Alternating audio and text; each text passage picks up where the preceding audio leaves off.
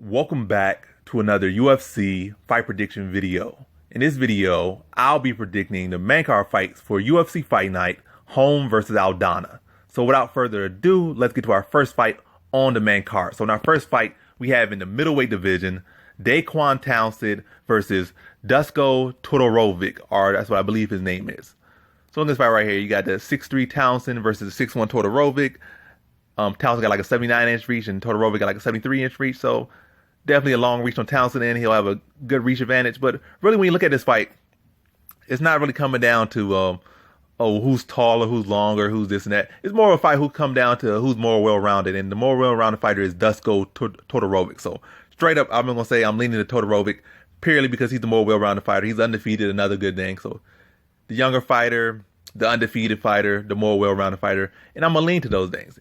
And he got a prospect, that big prospect chip on him. He's not like the most, one of those prospects that come in like these people just expect him to be champions, be all that. He's definitely far from that. But the simple fact that he stopped Michel Pereira like 2 fights ago in 2018, it gives him a lot of hype, especially with how Pereira looked in his last performance. So definitely a lot of interest around him, just because of his connection to Pereira and the fact that he beat him. So that makes him interesting.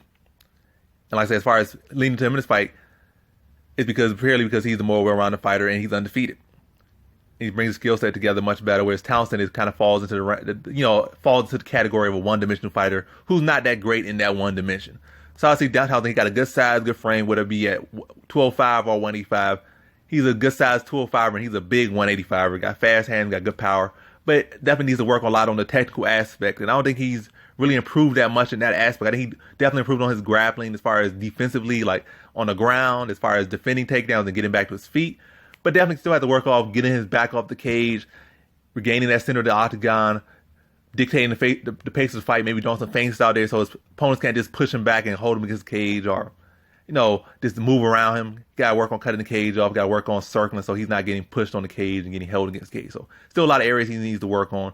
Probably work on his offensive grabbing, offensive takedowns. This is different things, but like I said, right now, Dusko Todorovic is just a more well-rounded fighter. But he will have a good shot against Todorovic. Todorovic likes the pressure. He likes to let his hands fly a little bit. We got to get clean striking. He doesn't leave big openings to catch him or counter him. I'm not saying he got like perfect striking, far from perfect. But between the two, he's much cleaner and much, like I said, much more like what's called put together fighter is what I'm trying to say. But like I said, he likes to go forward, likes to press. And that could lead to a bad, him getting upset by Townsend. Because Townsend, like I said, big, got a lot of power, fast hands, pretty decent boxing, but footwork and head movement needs work. Fight IQ needs some work. Needs to tune some things out. But like I said, right now in the UFC, that's not the place to really tune yourself out unless you really just that good or you at least holding up. I think right now Townsend, I was going to say undefeated, or has no wins. He's the opposite of undefeated. He's winless in the UFC, I believe. I really believe. I can't imagine him winning the fight. I can't remember him winning the fight in the UFC. So he's the opposite of undefeated. He's winless in the UFC. So it's for a reason.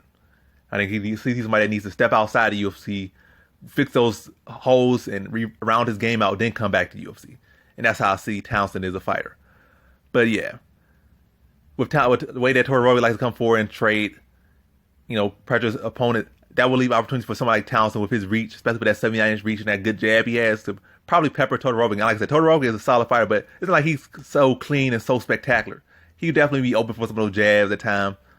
And like I said, he doesn't really fight in a traditional box stance anyway, so you're going to be open for a jab all day, especially being a shorter fighter and definitely trying to come in on the inside. I'm not saying it's going to be like he's going to be chin up and open for it so clean, but it's going to be there, especially with Townsend, willing to let those hands fly. A lot of times he be kind of timid out there. Then he chooses to let his hands fly when the opponent's already in in clinching range instead of letting those hands fly before they can get in there to keep them on the outside. So like I said, he needs to work on some things, and that's why he is where he is. But to get to the point, Dusko Todorovic is the more well-rounded fighter. I expect him to mix it up when he needs to mix it up. And I don't think Townsend can mix it up. So if Todorovic needs to mix it up, he can, and Townsend just going to have his striking. And I think that's not going to be enough. So I feel like Todorovic can mix it on the feet, pressure, land some big shots, mixing takedowns, mixing the clinch, and really just outwork and be the more well-rounded fighter in this one. And I see him beating Townsend to a decision. So in this fight, I got Dusko Todorovic via decision. Now to our next fight we have in the women's bantamweight division, Randamie former women's 145 champion.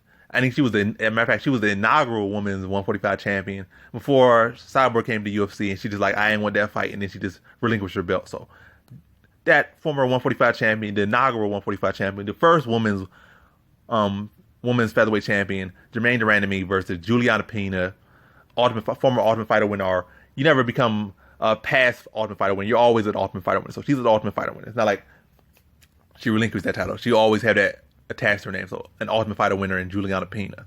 So I see this fight right here. If I would kind of look at Germaine de Randamie before she fought Amanda Nunes, I would say I'm leaning to Germaine de Randamie, especially if I look at her Raquel Pennington fight. But after looking at her Amanda Nunes fight performance, I don't even see that performance as Nunes being so good that it made de Randamie look bad. I think de Randamie just looked bad. Because you can look at somebody's technical aspects of a fight or how they approach certain things or how they respond to certain things. And you can clearly see that's not the way you would go about certain things. Like when I saw girls against Amanda Nunes, she gave Amanda Nunes so many easy takedowns. Was pretty much kind of dead on her back a lot in that fight.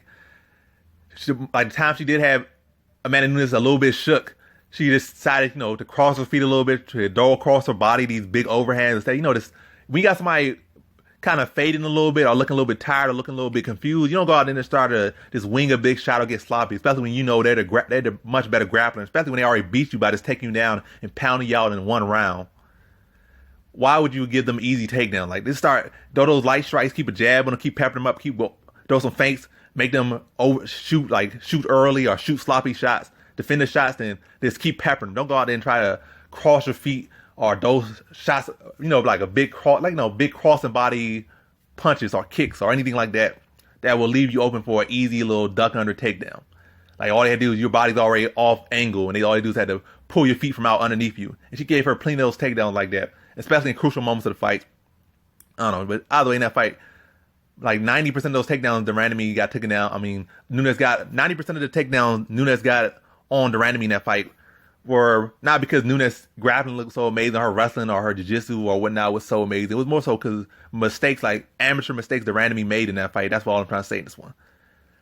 But how I see this fight between these two, I just see is a striker versus grappling matchup. De Randamie has worked on the grappling defense a little bit, or a lot, at least for the takedown aspect of her grab. Well, I'll say the whole part, because she did get stopped in the first round by Amanda Nunes years back, and now she's fought an even better version of Amanda Nunes, and she did survive the fight and make it to the decision. So she has made improvements on the ground in as far as her takedown defense. So she has made improvements. But when I look at Juliana Pena, Juliana Pena, I think Pena brings the most offensive grappling and really the highest pace that de Randamie has fought inside her UFC career. Because, like, as far as grappling, Holm pushes a high striking pace. Like, she'll throw like 1,000 strikes. They'll all be the same, basically. The whole sequence, she'll repeat the same sequence like 1,000 times, but she'll throw like 1,000 strikes. I'm exaggerating, but you get the point. But as far as just Pena with her grappling, Juliana Pena, she will just press forward and go for takedowns. She'll punch in your face and go for takedowns. Maybe and against Randamie, I don't think those punches will land the best, but it'll at least still help her with her set up her takedowns. And Pena has amazing cardio, amazing grappling. She's strong. And she's like I said, she's going to push that pace in the grappling. Like, she's going to keep going at the takedown. She's not going to go for one takedown and stop. She's going to keep going and keep going. Especially this being a 3-round fight. If this was a 5-round fight, it would have the case where de Randamie could maybe stuff a couple of her takedowns and try to wear her out over the course of like maybe 5 rounds, maybe give up 2 rounds, and then maybe come on strong in the 3rd and 4th, and maybe put her away in that 4th or put her away in the 5th.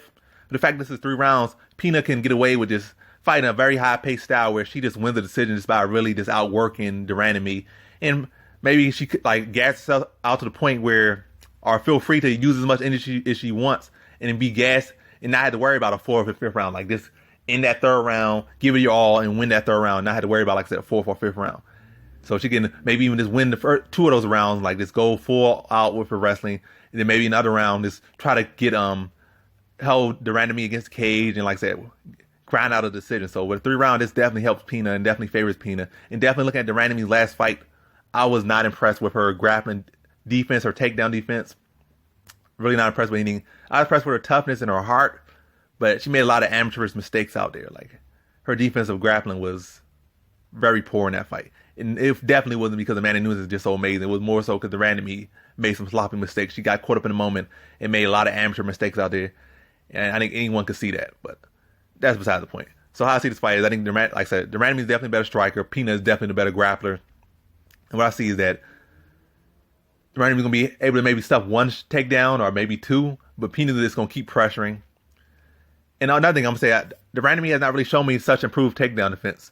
She did stuff a lot of Raquel Pennington's takedowns, but Raquel Pennington has never really been an amazing or notable offensive takedown artist anyway. Like I can't think of anybody Raquel Pennington has taken down. She has beat women up against the cage and muscled women around, but she never has really been the cleanest with her takedown attempts anyway. So can't really lean to her as a good like notable opponent where her takedown defense looks so sharp. And outside of that, she knocked Aspen Ladd out in 16 seconds, so there was really nothing to deal with about takedown. She really, like, as soon as the fight started, hit her with like an overhand, rocked her. I think she tried to go for a leg, and then she hit her with some ground and pound on the ground, and the fight was over. So can't really note that fight either. So only notable fight that she has, or only thing you can even bring up, is the Raquel Pennington fight. Like I said, Raquel Pennington is not a notable offensive takedown or offensive grappler anyway. So I just see this fight. I just think Pena's going to be aggressive with the takedown, and she's going to be relentless. I think the Randamie's going to look clean at first, but when somebody's constantly just pressuring you, you're going to start to break down. And like you're seeing, she starts to make amateur-rich mistakes.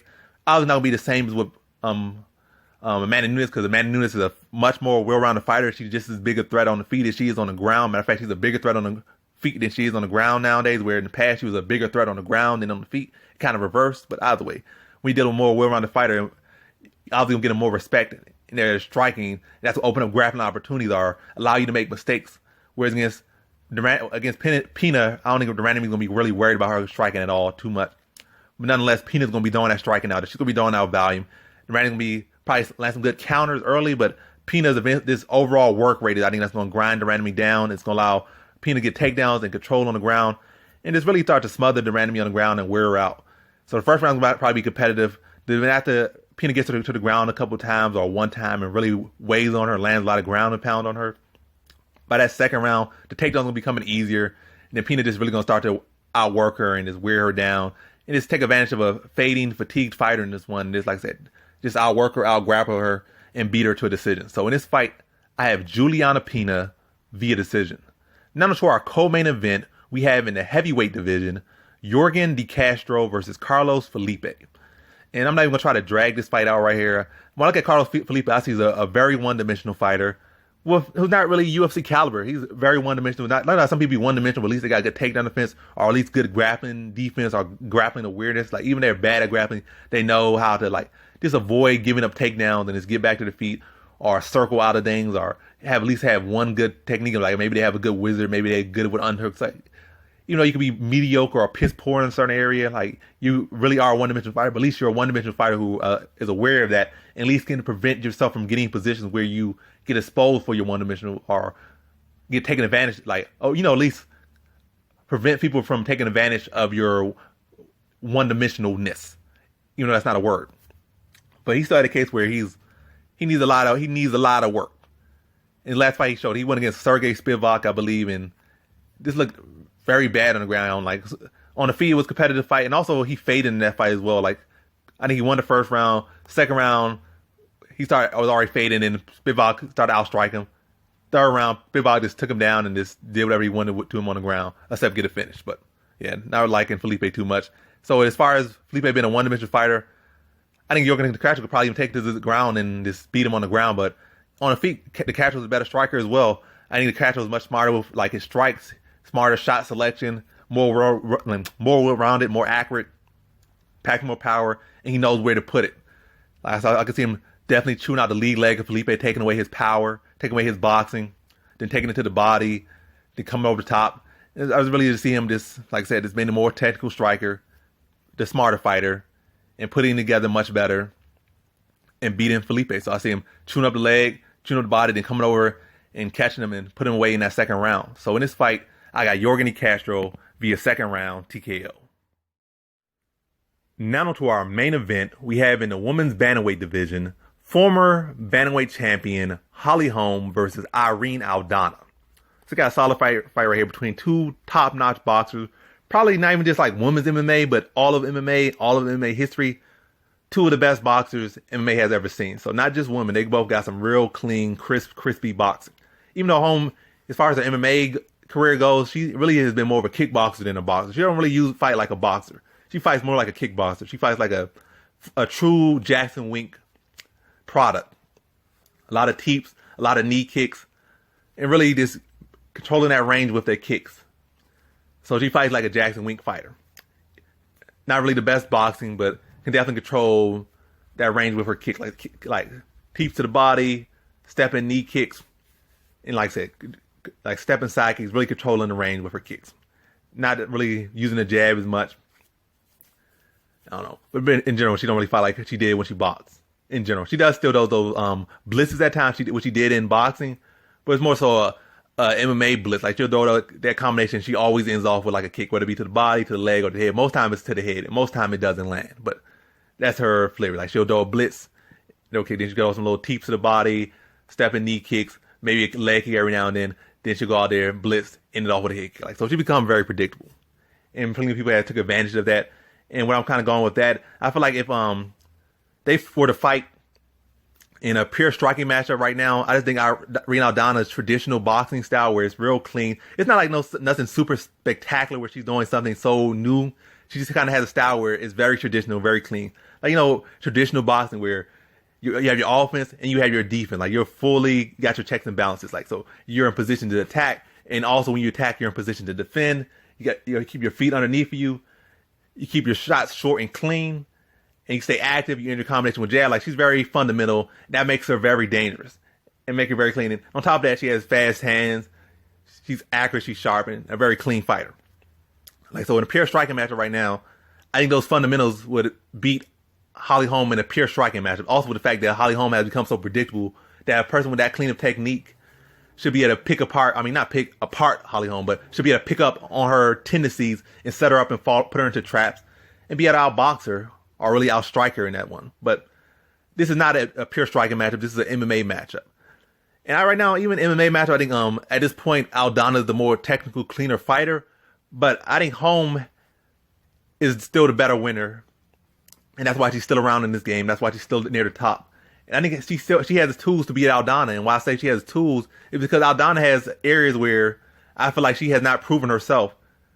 Like, she has a submission win over in her fight over Beth Correia. Like, so she showed that her grappling improvement. She has a knockout over Caitlin Vieira. But she still showed in that Raquel Pennington fight, which wasn't too long ago, that, she has all this technique. She's making all these improvements. That she's still showing that she still could be bullied around. And that's been a theme in her career. Like she's clean and technical, but she's still subject to be bullied out there. Like, somebody go out there and put her in the clinch, dirty body. Like, she was out striking Pennington pretty cleanly. Then Pennington, when she realized that, I'm not going to beat her in a technical fight, let me make this dirty, let me make this cage small. And when she did that, Aldana had no answer. Like, she went in there, like, crashed to the inside, locked her up in the clinch, dirty box, held her against the cage, took her down at times, and, like, Aldana had no answer.